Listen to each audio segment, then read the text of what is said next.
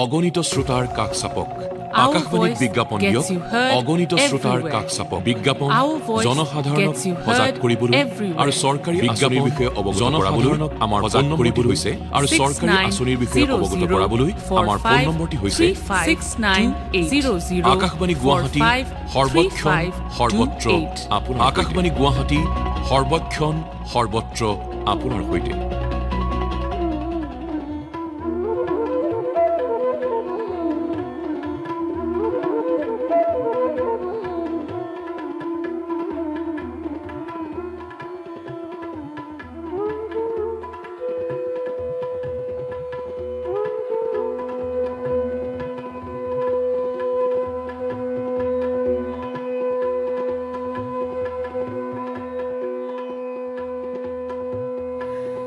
এই আকাশবাণী গুৱাহাটীৰ মহাবাহু খন্তেক পাছতে এই আকাশবাণী গুৱাহাটীৰ পাব মহাবাহু খন্তেক পাছতে এয়া বাতৰি শুনিবলৈ পাব এয়া আকাশবাণী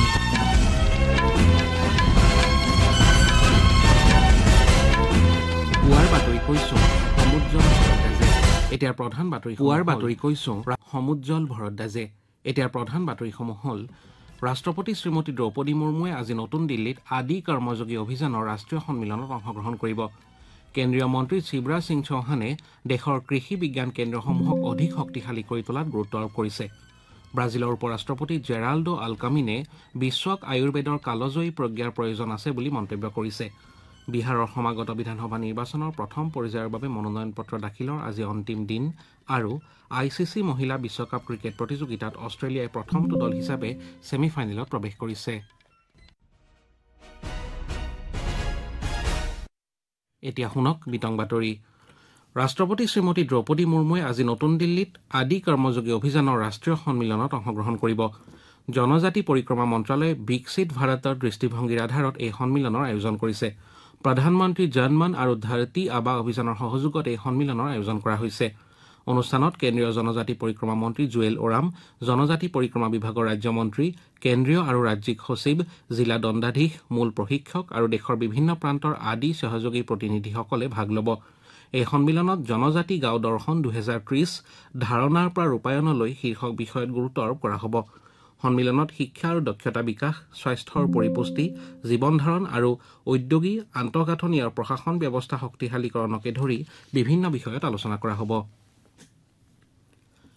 কেন্দ্ৰীয় কৃষি আৰু কৃষক কল্যাণ মন্ত্ৰী শিৱৰাজ সিং চৌহানে কালি এখন উচ্চ পৰ্যায়ৰ বৈঠকত সমগ্ৰ দেশৰ কৃষি বিজ্ঞান কেন্দ্ৰসমূহক অধিক ফলপ্ৰসূ আৰু সবল কৰি তোলাৰ কৌশলৰ বিষয়ে আলোচনা কৰে নতুন দিল্লীত অনুষ্ঠিত বৈঠকত শ্ৰী চৌহানে কয় যে বৰ্তমান দেশত 731টা কৃষি বিজ্ঞান কেন্দ্ৰ আছে আৰু ইয়াৰ নেটৱৰ্ক সম্প্ৰসাৰণ কৰাৰ লগতে ক্ষুদ্ৰ কৃষকৰ সুবিধাৰ বাবে এইসমূহক শক্তিশালী কৰাটো অতি প্ৰয়োজন তেওঁ কয় যে কৃষি বিজ্ঞান কেন্দ্ৰসমূহে কৃষকসকলৰ ওচৰলৈ যোৱাৰ বাবে প্ৰাথমিক মাধ্যম হিচাপে কাম কৰে আৰু প্ৰযুক্তিৰ প্ৰচাৰ প্ৰশিক্ষণ তথা কৃষি উদ্ভাৱনৰ ক্ষেত্ৰত গুৰুত্বপূৰ্ণ ভূমিকা পালন কৰে মন্ত্ৰীগৰাকীয়ে লগতে সংহত কৃষি আৰু প্ৰাকৃতিক কৃষিক প্ৰসাৰিত কৰিব পৰাকৈ কৃষি বিজ্ঞান কেন্দ্ৰসমূহক আৰ্হি পদক্ষেপৰ বিকাশ কৰিবলৈ নিৰ্দেশ দিয়ে কেন্দ্ৰীয় মন্ত্ৰীগৰাকীয়ে ইয়াৰ লগতে কৃষি বিজ্ঞান কেন্দ্ৰসমূহৰ কাৰ্যকলাপ সুশৃংখলিত কৰিবলৈ আৰু এইসমূহৰ কাৰ্যদক্ষতা বৃদ্ধিৰ বাবে পৰ্যাপ্ত মানৱ সম্পদ আৰ্থিক আৰু কাৰিকৰী সহায় আগবঢ়োৱাটো নিশ্চিত কৰিবলৈ ভাৰতীয় কৃষি গৱেষণা পৰিষদৰ বিষয়াসকলক নিৰ্দেশ দিয়ে ব্ৰাজিলৰ উপৰাষ্ট্ৰপতি জেৰাল্ডো আলকামিনে প্ৰতিৰোধমূলক আৰু বহনক্ষম স্বাস্থ্য সেৱাৰ বাবে বিশ্বক আয়ুৰ্বেদৰ কালজয়ী প্ৰজ্ঞাৰ প্ৰয়োজন আছে বুলি মন্তব্য কৰিছে নতুন দিল্লীস্থিত সৰ্বভাৰতীয় আয়ুৰ্বেদ প্ৰতিষ্ঠান ভ্ৰমণৰ সময়ত শ্ৰী আলকামিনে কালি আয়ুৰ্বেদক 5000 বছৰীয়া স্বাস্থ্য আৰু প্ৰজ্ঞাৰ সম্পদ ৰূপে প্ৰশংসা কৰে পৰম্পৰাগত আৰু সংহত স্বাস্থ্য ব্যৱস্থাৰ প্ৰসাৰৰ ক্ষেত্ৰত ভাৰতৰ নেতৃত্বৰো তেওঁ শলাগ লয় ব্ৰাজিলৰ উপৰাষ্ট্ৰপতিগৰাকীৰ এই ভ্ৰমণে পৰম্পৰাগত চিকিৎসা বিজ্ঞানৰ শৈক্ষিক বিনিময় যৌথ গৱেষণা আৰু সামৰ্থ্য বিকাশৰ প্ৰসাৰৰ ক্ষেত্ৰত থকা বৰ্তমানৰ বুজাবুজিৰ চুক্তিৰ জৰিয়তে উভয় দেশৰ সহযোগিতা ত্বৰান্বিত কৰিব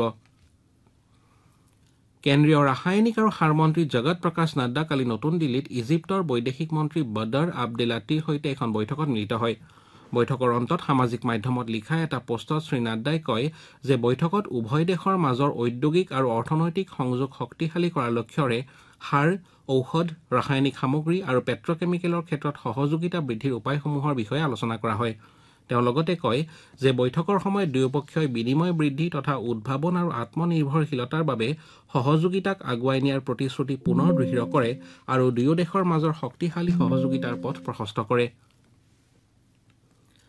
কেন্দ্ৰীয় মন্ত্ৰী তথা বিজেপিৰ সভাপতি জগত প্ৰকাশ নাড্ডাই কালি নতুন দিল্লীত ন' বিজেপি অৰ্থাৎ বিজেপিক জানো আহক পদক্ষেপৰ অধীনত ব্ৰিটেইনৰ প্ৰাক্তন প্ৰধানমন্ত্ৰী ঋষি সুনাকক আখ্যাত কৰে।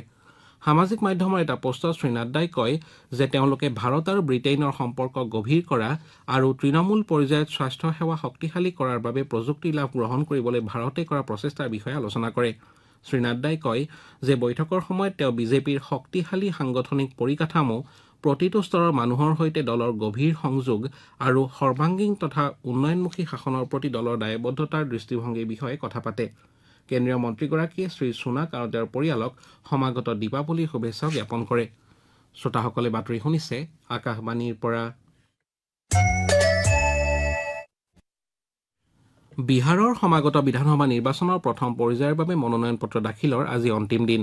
ৰাজ্যখনৰ 243টা বিধানসভা সমষ্টিৰ ভিতৰত 121টাত অহা 6 নৱেম্বৰত প্ৰথম পৰ্যায়ৰ ভোটগ্ৰহণ অনুষ্ঠিত হ'ব। এই পৰ্যায়ে পাটনা, দাৰভাংগা, মুজফ্ফৰপুৰ, গোপালগঞ্জ আৰু ভোজপুৰ জিলাক সামৰি লৈছে। কাইলৈ মনোনয়ন পত্ৰসমূহ পৰীক্ষা কৰা হ'ব। 20 অক্টোবৰ মনোনয়ন পত্ৰ প্ৰত্যাহাৰৰ অন্তিম দিন হিচাপে ধাৰ্য কৰা হৈছে। ৰাজ্যখনত 11 নৱেম্বৰত দ্বিতীয় পৰ্যায়ৰ ভোটগ্ৰহণ অনুষ্ঠিত হ'ব। 14 নৱেম্বৰত ভোটগণনা কৰা হ'ব।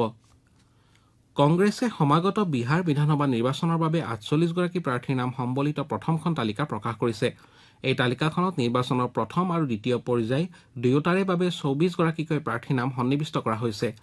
দলটোৱে বিহাৰ প্ৰদেশ কংগ্ৰেছৰ মুৰব্বী ৰাজেশ ৰামক কুটুম্বা আসনৰ পৰা প্ৰক্ষেপ কৰিছে।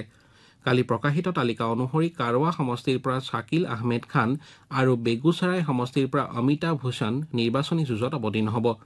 একেদৰে মংগল ৰামক চেনাৰী, সঞ্জয় তিৱাৰীক বাক্সাৰ আৰু আনন্দ শংকৰ সিঙক ঔৰংগাবাদ বিধানসভা সমষ্টিৰ পৰা দলীয় প্ৰাৰ্থী হিচাপে প্ৰক্ষেপ কৰা হৈছে।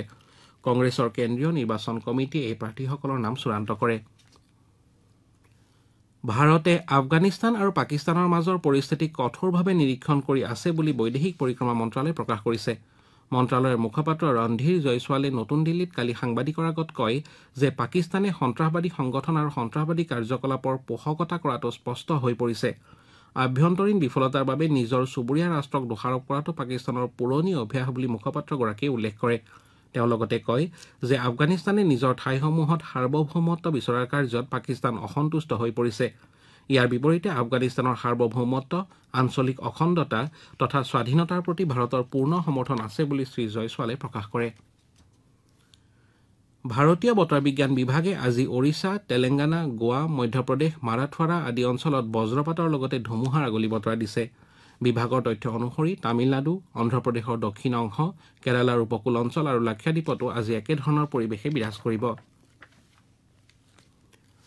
ICC মহিলা বিশ্বকাপ ক্ৰিকেট প্ৰতিযোগিতাত অষ্ট্ৰেলিয়াই প্ৰথমটো দল হিচাপে ছেমিফাইনেলত প্ৰৱেশ কৰিছে। প্ৰতিযোগিতাত যোৱা নিশা বিশাখাপট্টনমত অনুষ্ঠিত এখন খেলত অষ্ট্ৰেলিয়াই বাংলাদেশক 10 উইকেটত পৰাস্ত কৰে। অষ্ট্ৰেলিয়াই 199 ৰানৰ বিজয় লক্ষ্যৰে খেল আৰম্ভ কৰি এলিজা হিলি আৰু ফবি লিটছফিল্ডৰ সুন্দৰ বেটিঙৰ সহায়ত মাত্ৰ 24 অভাৰ 5টা বলতে নিৰ্ধাৰিত লক্ষ্যত উপনীত হ'বলৈ সমৰ্থ হয়। হিলিয়ে 77টা বলত 113 ৰান আৰু লিটছফিল্ডে 84 ৰান কৰি আউট নোহোৱাকৈ থাকে। ইয়াৰ পূৰ্বে বাংলাদেশে টছত জিকি প্ৰথমে বেট ধৰাৰ সিদ্ধান্ত লৈ নিৰ্ধাৰিত 50 অভাৰত 9 উইকেটৰ বিনিময়ত 198 ৰান সংগ্ৰহ কৰে। দলৰ হৈ শুভনা মস্তেৰীয়ে সৰ্বাধিক 66 ৰান কৰে। কালিৰ খেলখনকে ধৰি 5খন খেলৰ পৰা অষ্ট্ৰেলিয়াই 9 পইণ্ট সংগ্ৰহ কৰি পইণ্ট তালিকাৰ শীৰ্ষস্থানত আছে। প্ৰতিযোগিতাত আজি কলম্বোত হ'বলগীয়া এখন খেলত দক্ষিণ আফ্ৰিকা শ্ৰীলংকাৰ বিৰুদ্ধে অৱতীৰ্ণ হ'ব। খেলখন বিয়লি 3 বজাত আৰম্ভ হ'ব।